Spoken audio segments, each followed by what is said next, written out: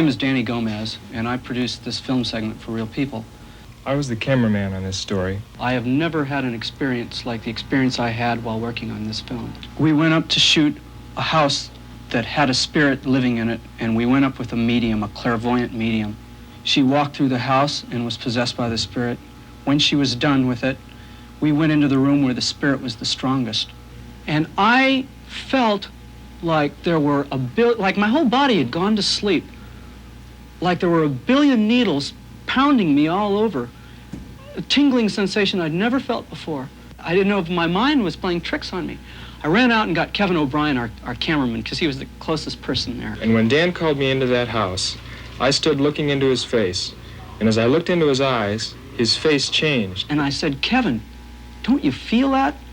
And then his eyes changed, and I realized I was looking at someone else's face. And I said, Kevin, what's wrong? He said, your face changed. I grabbed him and I pulled him out of the room. I said, Dan, I'm not ready for this.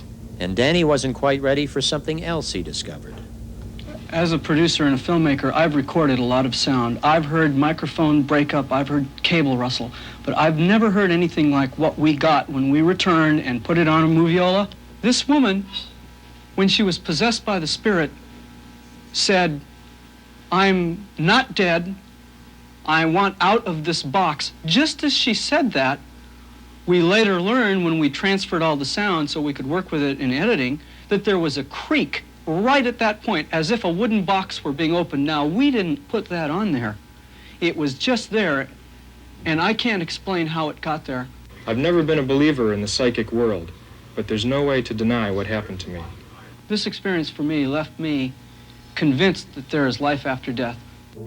The most important thing to remember about Halloween is that it should not be used as an excuse to play the possession game.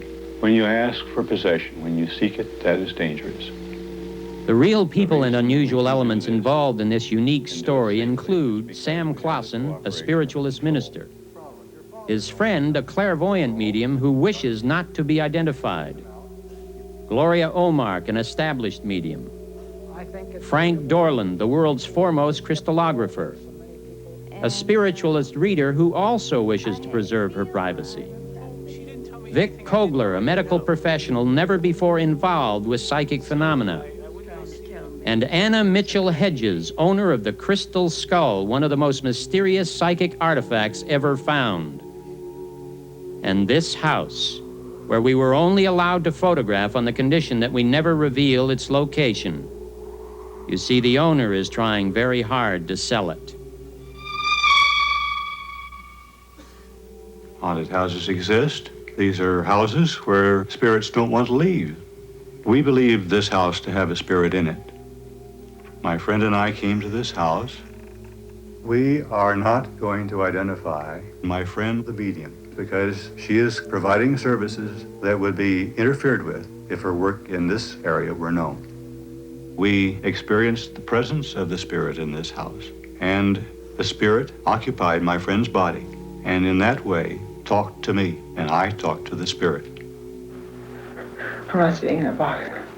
You can't put dirt on me. Go away. I'll help you. Go away. Don't come in my house. My neck hurts. I learned later that the original builder of the house and the owner of the house committed suicide by hanging. I am a psychic person, and I was... Another medium came to this house this afternoon. This medium refused to enter the house. Apparently, there's a feeling that this house is haunted or that there's a spirit in there. And I can tell you that indeed there is a spirit there, and the vibrations are so negative because of apparent violence that has taken place in the past that I really don't want to work with this particular case. The vibrations are too negative for me. We decided to come back and go through this experience once more, this time filming the medium, but making every effort to preserve her privacy. I am not dead.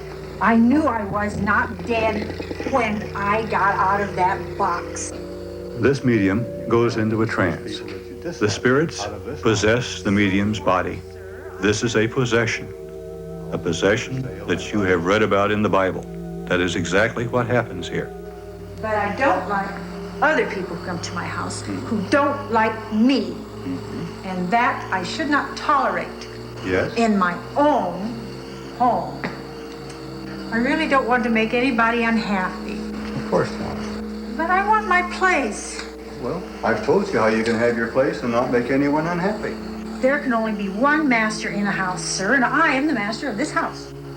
Well, I think you're making a mistake. I don't think you can convince everybody that this is real. The best thing that people can learn from this experience is that life is eternal, that there is no such thing as death. There's death of the body, but there is not death of the spirit. Do you see the crystal ankh that I wear?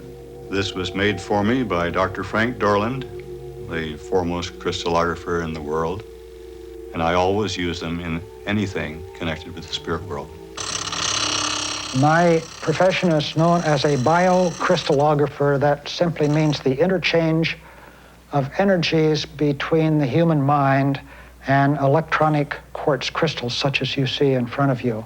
It's exceedingly difficult to make a good crystal ball. One thing is it's hard to find a good piece of crystal. We hold it in our hand, we talk to the crystal, we take it into meditation. I ask the crystal, what would it like to be? Would it like to be a crystal ball such as this? Would it like to be a cross? Would it like to be a hand working stone, which is another kind of crystal ball? So I get the information from the crystal itself. This is a true quartz crystal ball. This is electronic quartz crystal. So when I hold the crystal ball, it opens up your psychic centers. If you hold this for me so that I can receive your vibrations, I'll read for you.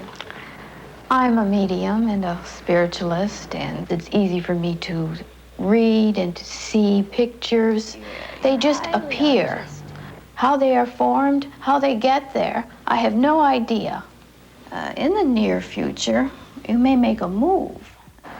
I've never had any previous involvement of any sort with psychic readings. I feel that what happened was probably 90% true. Just simply by looking in this crystal, she was able to tell me things about myself that she couldn't possibly have known. One of the most powerful crystals that I know of in this world is the quartz crystal skull. It's the most important archaeological artifact ever found. The person who currently has the skull is Anna Mitchell-Hedges. I discovered the skull in 1924. I was 17, and we knew that this was a religious priest. And this was used by the High Maya to will death or to heal. If you're a psychic person, you can use the crystal skull to will death. This has been done once. A man had robbed a lot of poor people. He was willed to die by the crystal skull, and the man died 3 months later. When I was in England, I saw the crystal skull had fog and drips coming from it, and I thought somebody poured water on it, and I wiped it over, and it kept dripping again.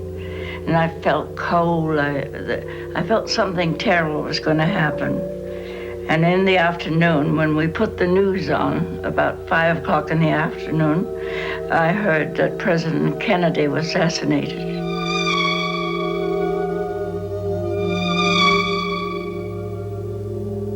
And I've been offered hundreds of thousands, but the crystal skull's not for sale. It belongs to me now. Today, of course, Halloween is degenerated into a trick-or-treat. A lot of these little kids running around, I don't think that they realize that they are in danger of possession by some of the evil spirits that roam around the world. So I think it is something that should be very carefully managed by mothers and fathers as to what the little children do on Halloween.